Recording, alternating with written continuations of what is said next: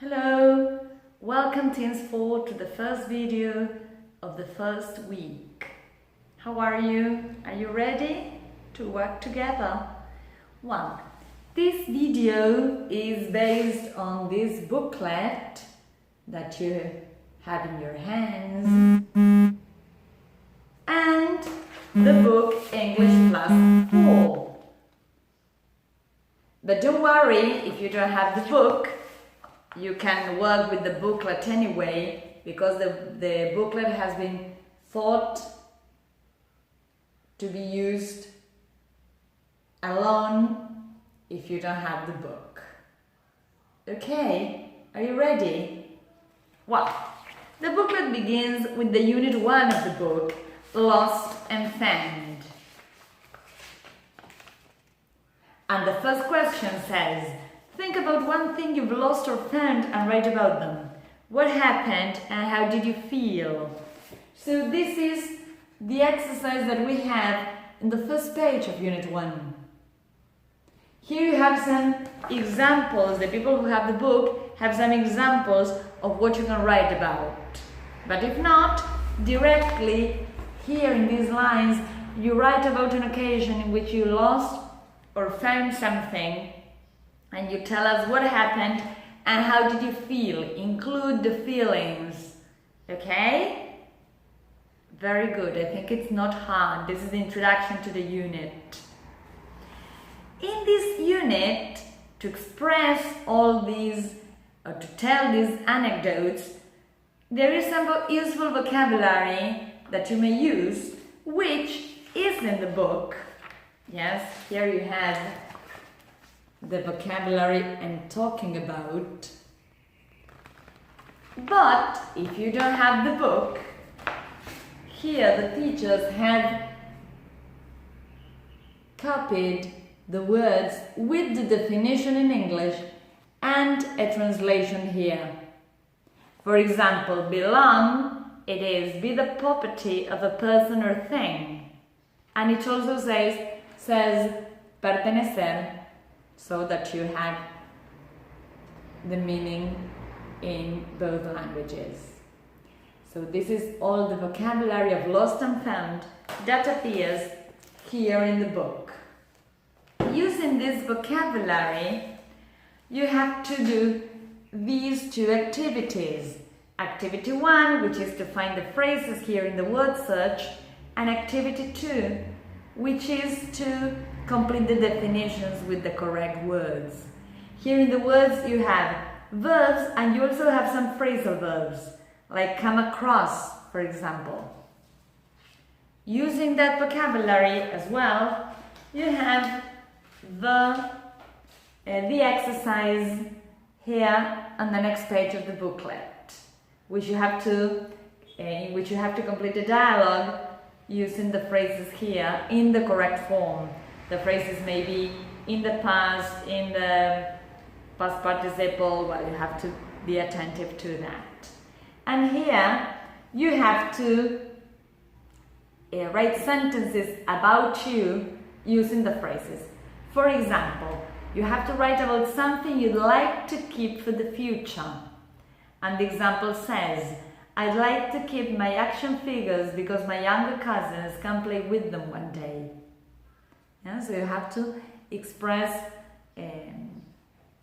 your thoughts, yes, about your belongings here in this exercise. Then you have a reading. The reading is this one on pages 10 and 11 in the book. In case you don't have the book yet, you can communicate with us and we can send you the photo of the reading, of the pages in the book. Yeah, so write to the teacher, to me, yes, to the phone you have, and we can send you the pictures so that you can do the exercise. Okay, for the students who have the book, directly read the text, and here you answer and you do the exercises 2 and 3, which are here on page 10. Okay, then we have a vocabulary plus exercise, which is based on this exercise in the book on page 10. Here, vocabulary plus. You have the explanation typed here, and it says, reminder, what is an adverb? What is an adverb? Do you know that? Yes, do you even know in Spanish what an adverb is? So it says, an adverb is a word that is used to change, modify or qualify several types of words, including an adjective, a verb, a clause, another adverb, or any other type of word or phrase. A good way to understand adverbs is to think about them as the words that provide context. Specifically, adverbs provide a description of how, where, when, in what manner, and to what extent something is done or happens. Yes, so an adverb gives us information about how, when, and where things are done. Nos dicen el cómo, dónde y cuándo algo sucede. For example, I can say, she walks. She walks. How does she walk? ¿Cómo camina? She walks slowly.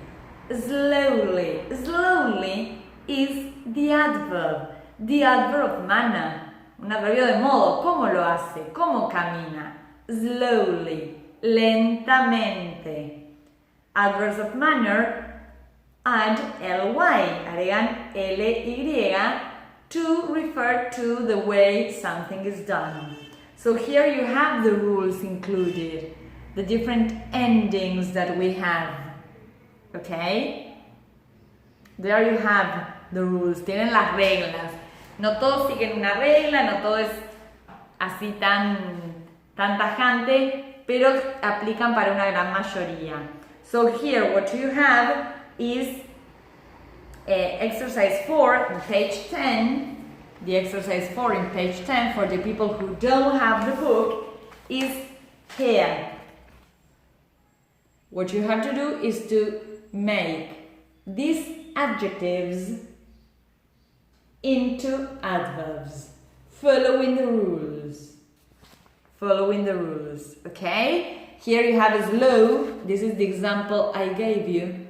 Slow, que es lento. If I want to make the adverb, I say slowly. Lentamente, slowly. Well, let's see if you can do the rest using the rules here. Okay? Well, after that, after this vocabulary items that we have different phrasal verbs and we have the adverbs and you have done the reading, you are ready to move on to narrative tenses, which is the grammar content we have in this unit. First, in this unit and in this video in particular, we're going to deal with the past perfect. Past perfect. And then we're going to move on to other past narrative tenses. Here, in the language focus, the teachers have included the explanation of past perfect. I will go through it with you to see if you understand the explanation. Okay, do you agree? Yes? Are you following me? Okay, great. So, I'll show you that in the book is here, page 11, you have the past perfect. Yes, past perfect. We're going to work and to deal with this page of the book. Okay? But once again, if you don't have the book, here you have all the explanation. So it says, we use the past perfect when we mention something that happened earlier, before another past action or event. Generally, we say that the past perfect is the past in the past. What is this? Do you understand? What is this? For example, I tell you, I was happy because I had won. I was happy because I had won. So, in this sentence, we have a combination of Simple past, I was happy. I had won. Past perfect. So, what happened first? What happened first? First, I won. Then, as a consequence, I was happy. So the past perfect shows an event that happened before the past. Yes? Well, anyway, it's here. The explanation is in Spanish, in case you can't follow me in English. Tienen acá explicado en español para aclarar por las dudas que alguno no me pueda seguir en inglés. Yes? Another example, this one. When I arrived, the film had already started. ¿Qué quiere decir esto? First the film started, and then the person got into the cinema. Cuando la persona llegó al cine, la película había empezado. Esto sucedió primero. El past perfect se refiere a algo que sucedió primero, antes que el pasado en el que estamos hablando. Por eso le decimos que es the past in the past. Well, and here you have all the explanation in Spanish, in case you couldn't follow or you didn't understand it in English. Here you have the way we form the past perfect, how we make it. So we use the subject, the hand, the auxiliary verb would be hand, and the past participle of the main verb. The third column of the list, in case you still don't remember all the past participle forms of the verbs, you can use the list. Yes? And here it says we can use not or never to make the sentence in the negatives. I can say I had never seen him before, or I hadn't seen him before, to make the negative. But it's incorrect to say I hadn't never seen him before, because that would be a double negative. Ahí estaría negando dos veces. Esto está mal. Puede ser así o puede ser así. Nunca así. Well, and here we have how to make the interrogative. Had plus the subject plus the verb in the past participle. Okay? This is very important. This is very important. We use the past simple to mention a single event in the past. This is basic, it's from past years. For example, we say, I won a competition yesterday. We don't say, I had won a competition yesterday. No, this is incorrect. This is the correct version. And well, here we have exercises on page 11, exercises 2 and 3. Once again, if you don't have the book, text me and I send you the picture of the exercises. Then we have a whole page of exercises of the past perfect and the simple past. Yes, it's a combination of the two tenses, okay? So you have a full page of exercises. Here you have the format as a summary, and then exercises to use the past perfect in the affirmative, negative and question form, and then past simple and past perfect. Okay? Well, here this is like we close with this class and this video, and we close the past perfect practice, because next class we're going to combine all the narrative past tenses together and move on with unit 1. Okay? Well, I hope this has been clear. I hope you can do the exercises. If you have any doubt or question, you can text us or write or phone. Yes? There's no problem with that.